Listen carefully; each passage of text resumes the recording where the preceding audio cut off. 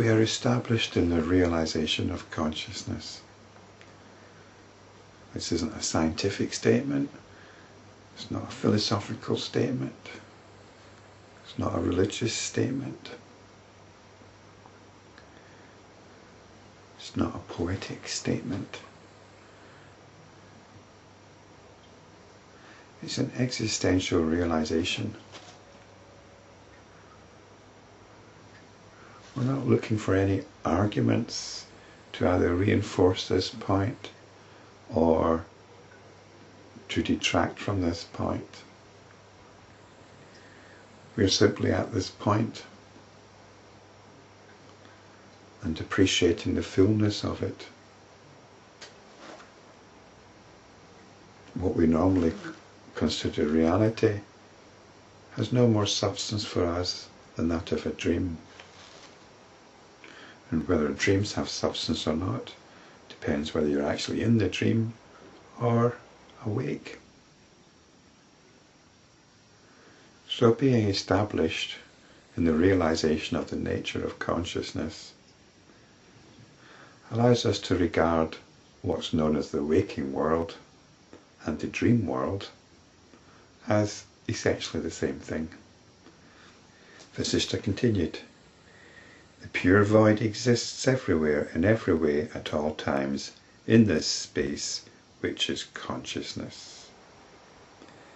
Consciousness exists here and there in the form of this creation. There is no unconsciousness anywhere, because all this is but pure consciousness. Even that which appears to be matter is pure consciousness. In this connection, O Ram, listen to the following story of the rock, which was seen by myself. The pure void exists everywhere, in every way, at all times, in this space which is consciousness." The pure void, calling it the void, is putting a label on it. The same way we put a label on all the experiences we have when we're asleep, we apply the label dream. In the same way, when you're established in the realization of the nature of consciousness, then we can apply the label void. It's not a very appealing label, I agree. It can have some quite unappealing and intimidating connotations. But void is like a non-word. It's like not using a word. When you use a word, you're assuming knowledge of what that word is about. You cannot have any knowledge about the realization of the nature of consciousness. So it's quite good just to slap or rubber stamp it with big capital red letters, void, or it's like a bleep. We're bleeping it out. It's unknown. It doesn't come within the realm of the known. So we stamp this word on it, void, just like we stamp the word dream on all our nocturnal experiences. So let's hear about the rock. "Once upon a time, I desired to renounce all the activities of the world, having clearly understood whatever there was to know." If Vasistha clearly understood whatever there was to know, then he wouldn't really have had this desire to renounce all the activities of the world. But then again, that's what yogis do, and if he was a yogi at the time, then perhaps he just wanted to go somewhere and get on with his yogic activities. "I wished to meditate in total seclusion without ceasing and without interruption. Resorting to a secluded spot, I contemplated as follows. The entire world is devoid of any worth or value. Nothing in this world is capable of giving me the least happiness. What am I seeing, and who am I? In order to find the right answers, I must go away to that place which is beyond the reach of even the demons and the gods, and there meditate in total seclusion, without fear of distraction. Where shall I find such a spot? And this is what your typical meditator might have a problem with, trying to find that spot which is just right. The forests are full of the noise of flowing water and of roaming lions.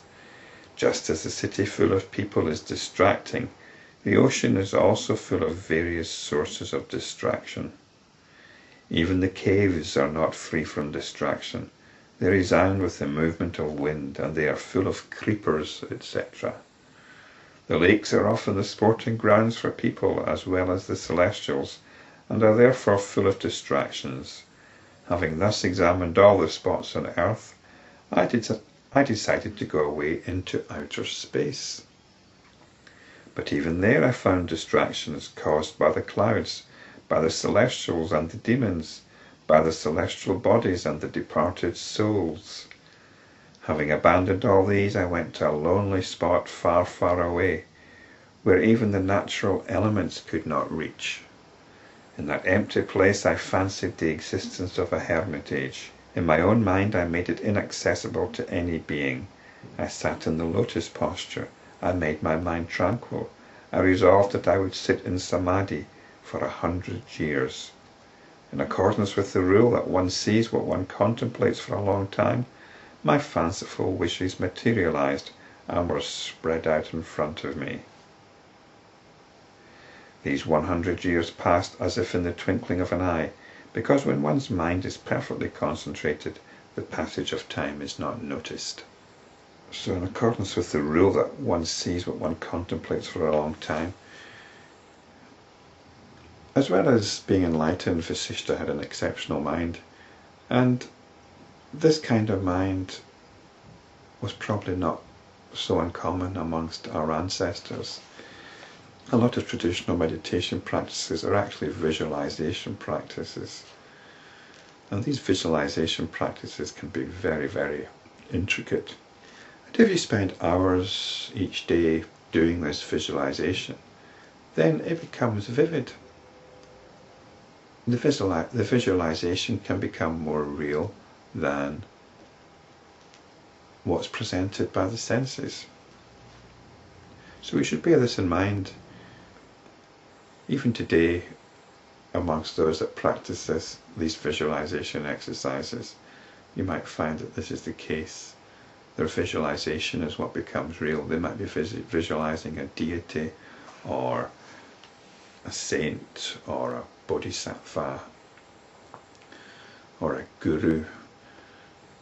And these visualizations are very, very real for them.